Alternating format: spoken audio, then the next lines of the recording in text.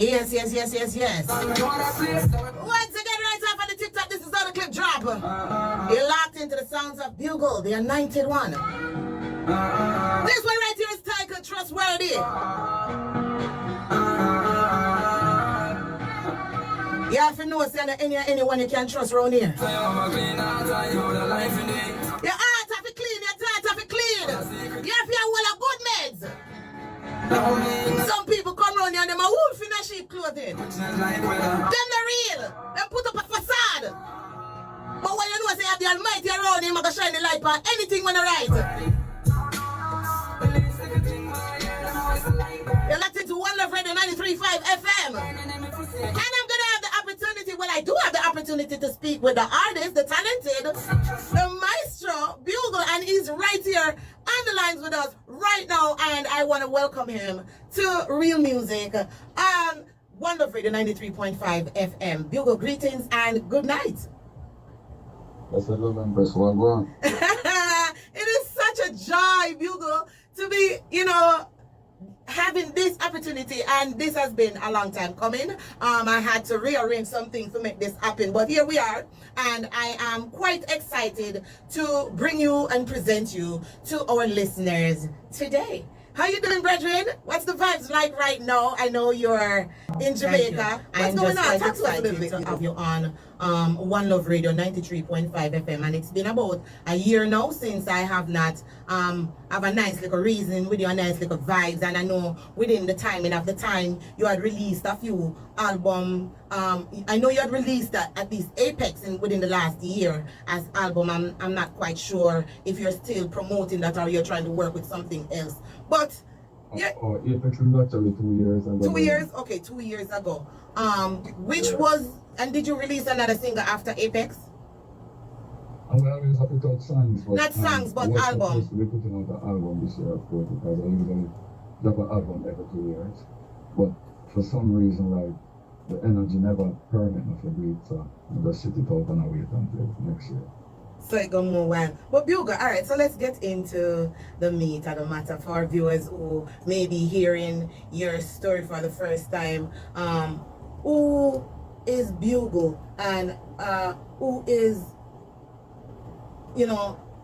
this humble, like more, I want to say cultural artist that never really seems to differ from what his writing style is and his messages within the music. Talk to us about your development and your beginning. People who know Bugle are supposed to know, what Bugle represents and how Bugle represents, Mm-hmm. I've been an established artist for this year, 19 years, and right. I never differ from, my truth, I never differ from consciousness, I never differ from righteousness, even though, there's times when we put social commentary in other thing, mm-hmm. Because it's music, and I used to be a DJ, a hardcore DJ before me even, start to the more righteousness reggae music things, but right. the DJ thing still because that's how we start, or that's how we start. Right, so right. At times we have freestyle, at times we have sing on the dance hall, you can see me just as much as the reggae, because I'm an artist, I'm a musician. Right.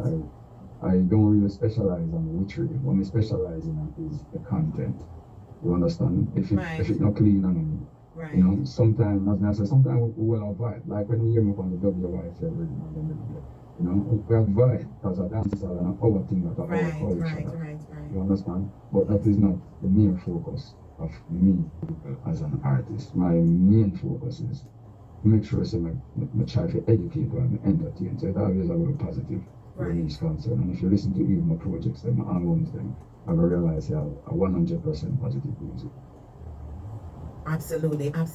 Guys, if you happen to just be joining us, you're locked into One Love Radio 93.5 FM, and I do have the artist Bugle on the line with us, reasoning and talking about his journey. Well, all right, so from coming up, who were some of the influential people in your career in the beginning that kind of inspired you to, direct yourself in this part right here with reggae and dancehall music? Like, what makes this a career that you wanted to step in?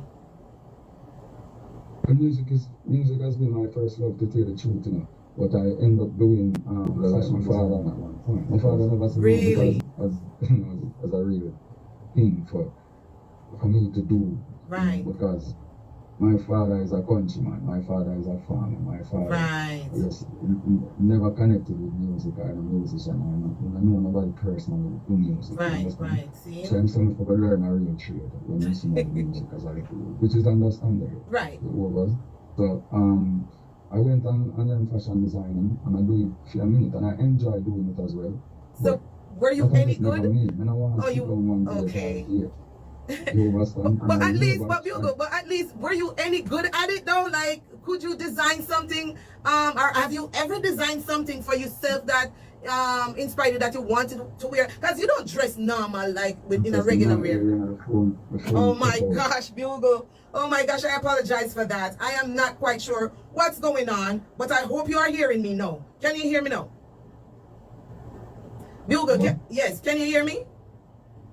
Yeah, but here's some of the words oh my gosh. Like majority of them are chop out. Oh no. Alright, so hopefully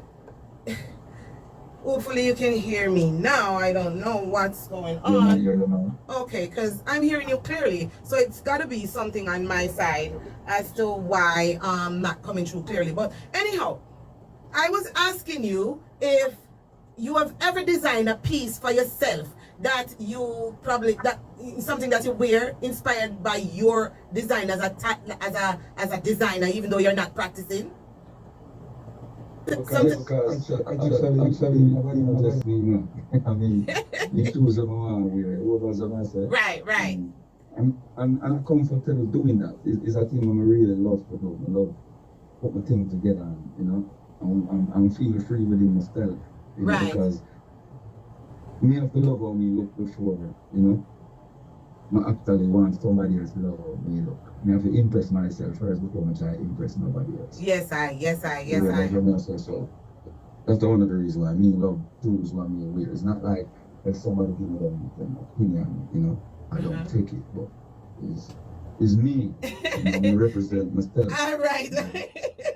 Point taken. I love it. I love the fact that my father leaves me, I'm gonna learn something too. Right. You know, so there's always positive in the midst of negative, just like when there's always negative surrounding positive. So we always look for the positive and work with that same way. So my father educated me same way too. Which is right. Well, Bugle, I have something positive on the turntable. When I saw this single and I listened to it, I thought this was something amazing that you did.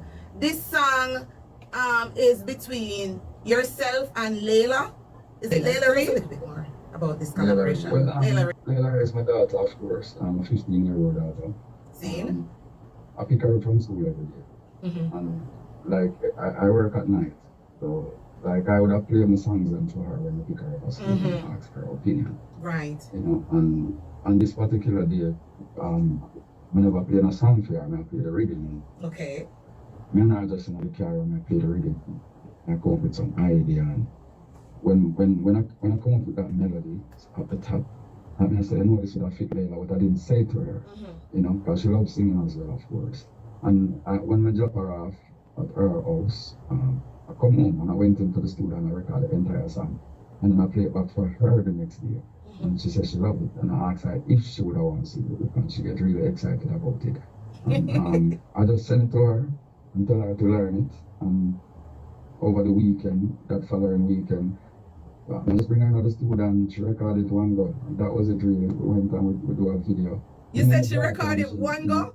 One go. Music is what I do, and she loves music. Yes. Every one of my songs, them. Yes. Line for line.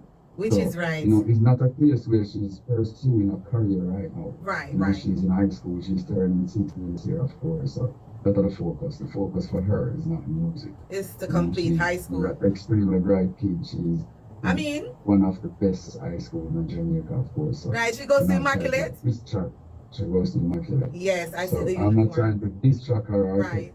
Anything away from her and her education. Right, you know, right. So she has to done high school, she has to done college and all of that, and then she make the decision what she really want to do.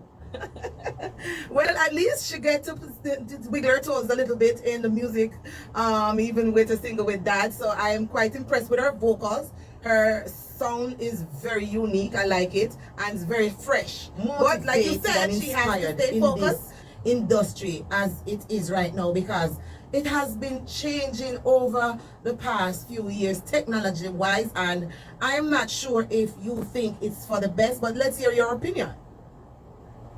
I mean, I really don't, I'm sorry, don't even know if it's for the best. I don't think it's for the best because if righteousness is not a part of the change, then it cannot be for the best. Right. You know, if the Almighty know in the midst of it, it cannot be for the best. And I realize that a lot of the changes were going on, trying to take joy out of everything. As a reggae artist that has been doing this for, like you said, what, 19 years now, or I'm going over 19 years now.